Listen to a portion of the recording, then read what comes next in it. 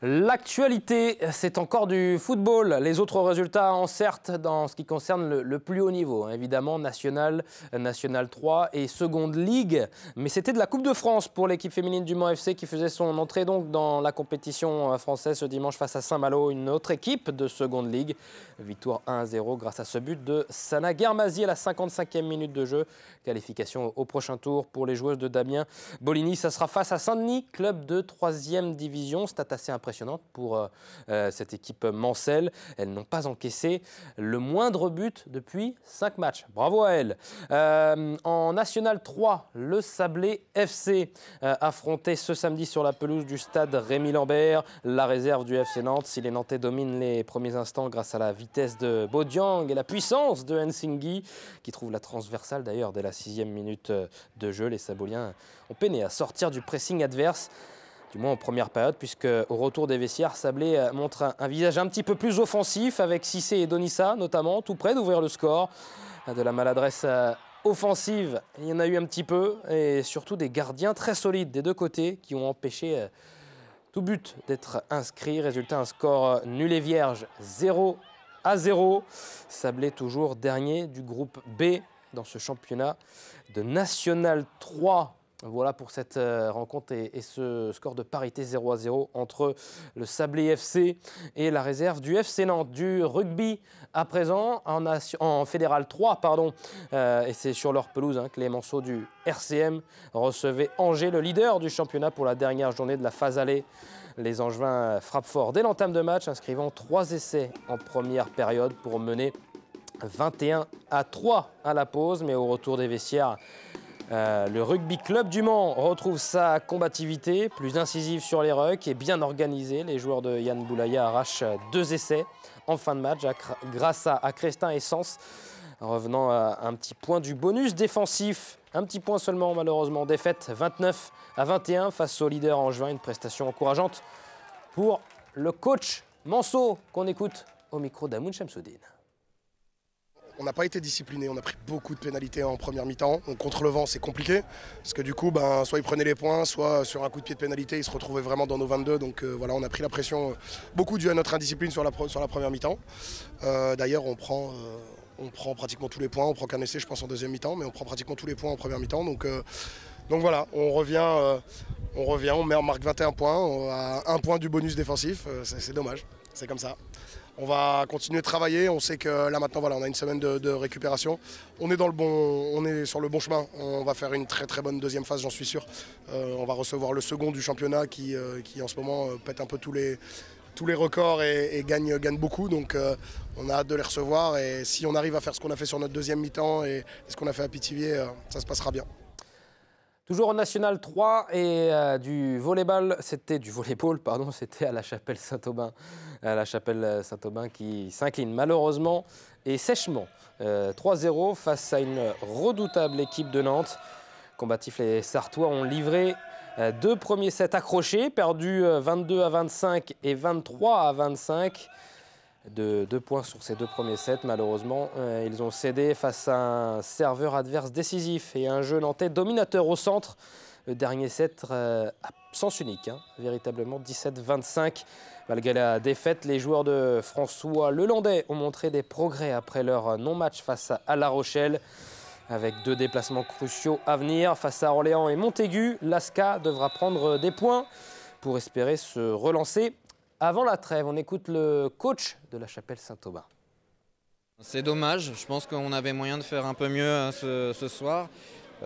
Si on avait réussi à garder le niveau du deuxième set dès le premier et puis continuer là-dessus sur le troisième, je pense qu'on aurait pu les gêner un petit peu plus. Voilà. Après, c'est triste à dire, mais on se rassure un petit peu par rapport au niveau de jeu qu'on a eu la semaine dernière à La Rochelle. Voilà, il n'y a pas que du négatif à tirer ce soir, même si on perd 3-0. Il nous reste 2 matchs avant la fin, donc ouais, on sait qu'on a un adversaire direct qui arrive et éventuellement un autre aussi à l'extérieur à chaque fois. Mais bon, on va essayer d'aller chercher des points là-bas pour engranger une bonne dynamique pour la phase retour. Un petit mot de boxe également. Samedi au gymnase des Bruyères au Mans se tenaient les demi-finales du championnat régional de boxe organisé par le club local du JS Coulennes devant une centaine de spectateurs. 18 combats amateurs l'après-midi et 14 combats élites le soir. Les finales auront lieu la semaine prochaine du côté de La Roche-sur-Yon. Le bilan de la journée avec le président du comité des Pays de la Loire de boxe, Emmanuel Bouvet. Satisfait, oui. Satisfait non seulement moi, de président de région, puisqu'on peut dire que voilà les demi-finales régionales, bon, ça a attiré quand même pas mal de monde. Et puis on a vu des beaux combats encore jusqu'ici, des beaux combats élites. Donc des combats après avec des finalistes qui vont pouvoir nous représenter la région après sur les championnats de France. Donc j'espère que ça va pouvoir attirer un peu plus de monde. Puis que les gars puissent aller loin après sur les championnats de France. Et puis là, ravi aussi en termes pour la section, qu'il y ait du monde et qu'il y a des personnes qui ont répondu, présentes pour cette soirée. Et puis on l'a appris il y a quelques minutes, ça concerne le basket, ça concerne le MSB. À la demande du joueur courtisé par une formation de Pro B, le MSB a accepté de libérer de son contrat Hugo Mienandi. Produit de la formation Mancel, 4 apparitions seulement en championnat et avec 3,5 minutes de jeu en moyenne. Le joueur de 21 ans peinait à s'imposer cette saison au sein de l'effectif de Guillaume Vizade. Il fait aujourd'hui le choix donc de rebondir à Nantes en Pro B. Une séparation en très bon terme entre le joueur et le club. Bonne chance à Hugo Mienandi donc dans son nouveau club. Tout de suite, c'est la carte des sports. Alors regardez la carte des sports de la Sarthe, donc différents événements à vous proposer ce week-end. Et dès ce vendredi, on partira à La Flèche, à Saint-Saturnin, à Souillé, au Mans et à Montfort-le-Génois. Et ça commence donc vendredi avec du badminton, donc avec le Women Bad Friday à La Flèche, qui invite les femmes à découvrir le badminton après le succès des précédentes éditions. Le comité sartois est heureux de proposer donc cette nouvelle soirée amicale et conviviale. Inscription par mail et dans l'ordre d'arrivée. Donc dépêchez-vous d'écrire votre petit mail.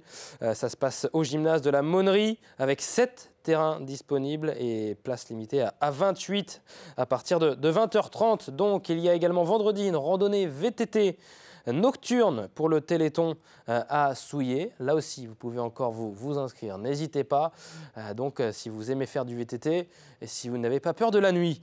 Et puis, samedi, une belle journée de sport encore au Mans et au stade Marie-Marvin avec, on l'espère cette fois, une victoire à domicile pour les joueurs du Mans FC donc, qui reçoivent en Coupe de France, ce n'est pas du championnat national comme on vous le disait il y a quelques instants, c'est de la Coupe de France, l'une des plus belles compétitions évidemment. Le Mans FC qui affronte Locminé donc à partir de 18h ce samedi. Et puis dimanche, il y a du basket. Le MSB de retour à Antares face à Nancy. Donc à partir de 16h30, vous pouvez encore réserver vos places. Et puis il y a également une randonnée VTT de gravel. Ça c'est à Saint-Saturnin, près de Saint-Saturnin, avec le magasin Cyclobox donc, qui organise son propre événement. VTT, gravel, pédestre et les enfants sont également au rendez-vous avec plusieurs disciplines. Vous pouvez là aussi vous inscrire encore pour cet événement ce dimanche, donc la randonnée gravel. Et puis, il y a de la course à pied avec du cross ce dimanche également du côté de Montfort-le-Génois qui organise encore une fois pour la 35e année, il me semble, le cross de Montfort-le-Génois. Donc, on en parle dans quelques instants avec l'organisateur de ce cross-country. Mais dans quelques instants, on parle d'abord de football américain et notamment de flag football. À tout de suite.